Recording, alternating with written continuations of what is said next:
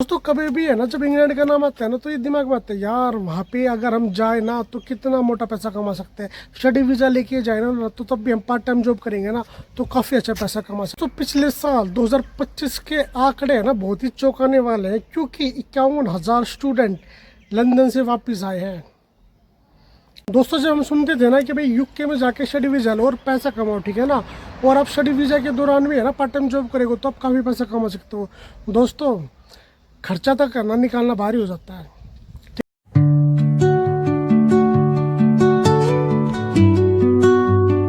Hello, good morning friend, welcome my new vlog. दोस्तों जिन भाइयों बहनों का सपना है इंग्लैंड में स्टडी वीज़ा लेके वहाँ पे पढ़ाई करने का और पैसा कमाने का, फिर उसके बाद में वीज़ा एक्सटेंड करके पीआर लेने का, या फिर जिनका सपना है वर्क वीज़ा लेके वहाँ पे कमाने का, तो दोस्तों ये वीडियो उनके लिए है, क्योंकि 2025 के जो इंग्लैंड के आंकड़े हैं ना वो आपका दिमाग हिला देंगे।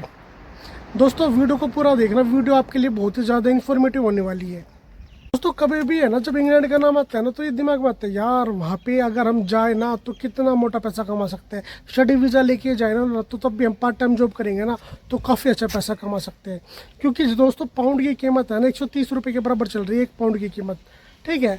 और दोस्तों काफ़ी भाई बहन है इसी ख्वाब में है ना अपॉइंटमेंट लेते हैं ना, नहीं तो विजिट वीज़ा के लिए है ना अप्लाई कर देते हैं, ठीक है ना। रिफ्यूज़ल भी आते हैं काफ़ी भाई बहनों के, ठीक है। और जिनका वीज़ा लग जाता है स्टडी वीज़ा, ठीक है, वो वहाँ पे जब दोस्तों जाते हैं ना तो असलियत है ना तब सामने आती है कि पैसा कमाना कितना आसान और कितना मुश्किल है यूके में। दोस्तों आज है ना ये वीडियो उन्हीं के लिए है जो भाई जाना चाहते हैं, या फिर कोई भाई है ना वहाँ पे काम कर रहा होगा ना, उनसे आप पूछ सकते हैं। तो पिछले साल 2025 के आंकड़े है ना बहुत ही चौंकाने वाले हैं, क्योंकि 51,000 स्टूडेंट लंदन से वापस आए हैं, ठीक है, जिनका वीज़ा एक्सटेंड ही नहीं किया, और जिसमें से दोस्तों 21,000 जिनका वर्क वीज़ा था ना वो वापस आए हैं। तो लंदन सरकार के है ना, यूके गवर्नमेंट के दोस्तों जो नियम थे ना बहुत ही चेंज हो चुके हैं, ठीक है। दोस्तों ना तो किसी का वीज़ा एक्सटेंड कर रहे हैं जल्दी से वो, और जिनका वर्क वीज़ा है ना तो दोस्तों है ना उनका भी बहुत ही ज़्यादा मुश्किल है। वीज़ा की जो प्रक्रिया है ना बहुत ही ज़्यादा कड़ी हो चुकी है। स्टूडेंट वीज़ा को है ना पीआर लेने की तो बात दूसरी है, एक्सटेंड भी दोस्तों जल्दी से नहीं कर रहे हैं। लोगों का सपना होता था यार हम वहाँ पे जाके स्टडी करेंगे, पार्ट टाइम भी हम वहाँ पे कमाएंगे ना तो अच्छे पैसे हम घर पे भेज सकते हैं, ओके, फिर उसके बाद वीज़ा एक्सटेंड करेंगे, पीआर ले लेंगे। दोस्तों इतना आसान नाम यूके में पीआर लेना नहीं रहा, और वीज़ा एक्सटेंड कराने में दोस्तों नहीं रहा। जैसे मैंने आपको बताया कि पिछले साल 2025 में 72,000 इंडियंस भारत वापस आए हैं यूके से। यूके में दोस्तों जो लोग ये बोलते नहीं यार पाउंड की कीमत बहुत ज़्यादा कमाई है, 2.5-3 लाख रुपये ऐसा कमाई है। दोस्तों खर्चा भी बहुत ही ज़्यादा है। जो स्टूडेंट वहाँ पे पढ़ रहे हैं और जो पार्ट टाइम जॉब करते हैं ना, खर्चा चलाना मुश्किल हो रहा है, खर्चा चलाना, ठीक है भाई। तो ये मैं अपनी तरफ से नहीं कह रहा, 2025 की जो रिपोर्ट है ना यूके गवर्नमेंट की, वो मैं आपको बता रहा हूँ कि 72,000 इंडियंस का वापस है ना 2025 में का जो आंकड़ा है ना ये बहुत ही ज़्यादा दोस्तों चौंकाने वाला है। और मैं किसी को ये भी सलाह नहीं देता कि भाई आप यूके मत जाओ, ठीक है, हर किसी के साथ ऐसा नहीं होता, हर किसी की कंडीशन अलग अलग रहती है। पर यूके की गवर्नमेंट ने है ना वीज़ा एक्सटेंड करने के, ठीक है, और पीआर के नियम है ना बहुत ही ज़्यादा कड़े कर दिए गए हैं। दोस्तों अगर आप अभी भी है ना यूके का वीज़ा अप्लाई करते हो ना तो कितने लोगों का रिफ्यूज़ल आता है। पहले फिर भी यूके का वीज़ा मिल जाता था, अब दोस्तों बहुत ही ज़्यादा उन्होंने अपने कड़े नियम कर दिए हैं। दोस्तों जब हम सुनते थे ना कि भाई यूके में जाके स्टडी वीज़ा लो और पैसा कमाओ, ठीक है ना, और आप स्टडी वीज़ा के दौरान भी है ना पार्ट टाइम जॉब करेंगे तो आप काफ़ी पैसा कमा सकते हो। दोस्तों खर्चा तक करना निकालना भारी हो जाता है, ठीक है, इतनी ज़्यादा महंगाई है वहाँ पे, ठीक है। दूसरी बात अगर दोस्तों मैं बताऊँ ना तो ये भी सपना होता था कि हम स्टडी वीज़ा लेके वीज़ा को है ना हम फिर वर्क वीज़ा में कन्वर्ट करा लेंगे, ठीक है, फिर बाद में पीआर मिल जाएगी। दोस्तों नियम से है ना और रूल रेगुलेशन काफ़ी वहाँ पे चेंज हो चुके हैं। दोस्तों कुछ सालों में लंदन में अगर बताऊँ ना, अगर इंग्लैंड की बात करते हैं तो लंदन में मोस्टली है ना रेसिज्म की घटना बहुत ज़्यादा हो रही है। वहाँ पे है ना सोसाइटी में ना एक भारी लोगों के खिलाफ है ना रेसिज्म ज़्यादा होने लगा है, क्योंकि दोस्तों उनको भी है ना ये लगता है कि जैसे लंदन पे है ना बाहरी लोग को ज़्यादा यहाँ पे प्रभाव हो रहा है और बाहर के लोग यहाँ पे ज़्यादा आ रहे हैं, जिससे कारण दोस्तों वो बाहरी लोगों को है ना रेसिज्म का शिकार बनाते हैं। और कुछ ऐसा ही हुआ है इंडियंस के लिए कि इंडियन जो 2025 में इतना ज़्यादा आए हैं ना, क्योंकि दोस्तों उनको बाहर रेसिज्म का ज़्यादा सामना करना पड़ता है। ठीक है। तो ये काफ़ी चीज़ें होती है कि जिन जो चीज़ देख के है ना बंदा है ना किसी भी कंट्री में है ना रहना पसंद नहीं करता दोस्तों। ओके, तो ये काफ़ी कारण हो सकते हैं जो इतने ज़्यादा लोग 2025 में इंग्लैंड छोड़ के हैं।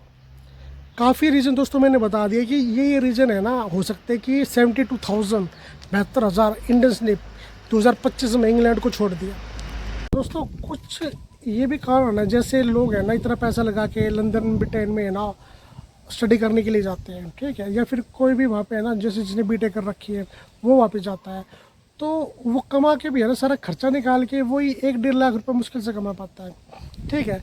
तो लोगों ने ये सोचा यार इतनी मेहनत हम यहाँ पे कर रहे हैं, इतना स्ट्रगल हम यहाँ पे कर रहे हैं, क्यों ना हम ये पूरा स्ट्रगल इंडिया में करें, तो हम इंडिया में भी तो हम इतना पैसा कमा सकते हैं, ठीक है।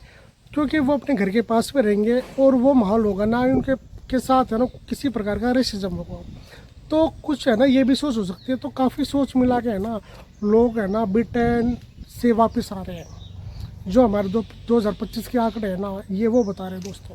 तो बाहर जाना और बाहर जाके पढ़ाई करना, ठीक है, पढ़ाई करके है ना पैसा कमाना ना अभी तो ज़्यादा प्रॉफिटेबल नहीं रहा, बल्कि वर्क वीज़ा लेके भी है ना जाना इतना प्रॉफिटेबल नहीं रहा दोस्तों उन लोगों के लिए जो लोग ज़्यादा पढ़े लिखे रहे, ठीक है, जो जिन्होंने अच्छी स्टडी कर रखी है, क्योंकि वो यहाँ पे भी अपना कड़ी मेहनत करके है ना यहाँ पे भी वो पैसा कमा सकते हैं, ठीक है। और 2-4 साल के बाद है ना वो अच्छी पोजीशन की नहीं कर सकते, फिर है ना उतनी वैल्यू दोस्तों उस पैसे की हो जाती है। क्योंकि दोस्तों अब इंडिया भी है ना पहला जैसा इंडिया नहीं रहा, यहाँ पे भी है ना बहुत ही ज़्यादा ग्रो होने लग रही है, ठीक है, इकोनॉमी, ठीक है, एवरीथिंग है ना हर चीज़ में है ना यहाँ पे ग्रो देखने को मिल रहा है, ठीक है। जो पढ़े लिखे लोग हैं ना तो वो इंडिया में अब अपना फ्यूचर बनाने की तैयारी कर रहे हैं दोस्तों। मेरे पास एक ऐसा कमेंट आया कि मिहिर शर्मा जी ने एक ऐसा कमेंट पूछा बहुत ही अजीब सा, ठीक है, पूछना चाहिए यार, मतलब जो यंग लड़के होते हैं ना तो ये चीज़ें होती हैं।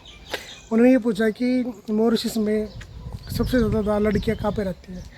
भाई देखो मॉरिशस में लड़कियाँ हर जगह है, ठीक है, लड़कियों की अब कोई कमी नहीं है, पर जो आप सोच रहे हो ना कि ये रशिया है, ये लंदन है, ठीक है, ब्रिटेन है, यूके यूरोप है, यहाँ पे कोई भी लड़की है ना आपसे फंस सकती है। भाई दिमाग से ये चीज़ है ना आप हटा देना, बहुत कम चांस है।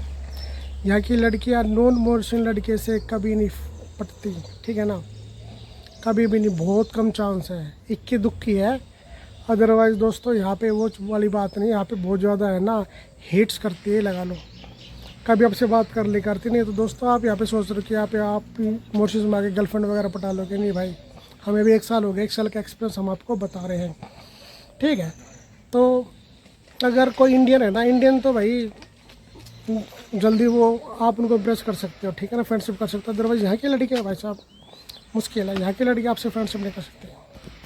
भाई विकास मौर्य जी ने एक क्वेश्चन पूछा है, क्या स्टडी वीज़ा पे मॉरिशस में फूड अकोमोडेशन मिल जाता है। भाई देखो स्टडी वीज़ा पे मॉरिशस में है ना अगर आप कहीं पे काम कर रहे हो तो काफ़ी बार मिल जाता है। अगर आप किसी रेस्टोरेंट में काम कर रहे हो, अच्छे से रेस्टोरेंट में, तो वो आपको अकोमोडेशन भी देगा, फूड भी देगा। पर ये चीज़ें है ना और किसी फील्ड में काम नहीं करती। जैसे आप सुपर मार्केट में काम कर रहे हो तो मैक्सिमम वो आपको है ना रहने का पैसा दे देगा, ठीक है ना, ट्रैवलिंग का पैसा दे देगा। ओके, ये तो आपको ये ना रेस्टोरेंट की सेवा, ये चीज़ आपको कहीं पे भी पर भी मिलने वाली नहीं है कि रहने खाने की सुविधा, ठीक है।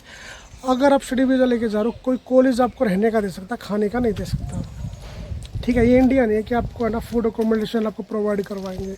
यहाँ पे बस आपके जो कोर्स होता है उसकी फीस ली जाती है, ठीक है। रहने का भी तब आप उनको बोल लोगे, अदरवाइज दोस्तों काफ़ी कॉलेज नहीं देते, ठीक है। खाने का तो आपको अपनी तरफ से करना पड़ेगा, बाहर से खाओगे ना तो बहुत महंगा पड़ता है, खुद बना के आपको खाना पड़ेगा, ठीक है। तो ये चीज़ें यहाँ पे बहुत ही ज़्यादा डिपेंड करती है। आप अगर यहाँ पे आ रहे हो ना तो आप प्लीज़ थोड़ा खाना है ना बनाना सीखो, ठीक है। इंडियन खाना है ना वो स्टाइल यहाँ पर आपको नहीं मिलने वाली है दोस्तों। प्रदीप भाई ने एक क्वेश्चन पूछा है कि वे विजिट वीज़ा पाए उनको रिटर्न टिकट कब बनवानी पड़ती है। भाई देखो जब आप है ना मॉरिशस में आओगे ना अपने साथ आपके साथ में ना रिटर्न टिकट होनी चाहिए, साथ ही बनवानी पड़ती है दोनों टिकट, आने की भी जाने की भी, ठीक है। तो अगर आप विजिट वीज़ा लेके आ रहे हो तो आपके पास रिटर्न टिकट होनी चाहिए। अगर आप ये ख्वाब देख रहे हो ना कि आप चलो एंट्री कर लोगे, ठीक है, एंट्री हो जाएगी आपकी, ठीक है, फिर उसके बाद आप ये सोचोगे भी कि मैं आप रुक जाता हूँ काम कर लेता हूँ, ठीक है, इलीगल रहने की, तो भाई मैं बता रहा हूँ कि फ़िलहाल यहाँ के रूल काफ़ी चेंज हो चुके हैं।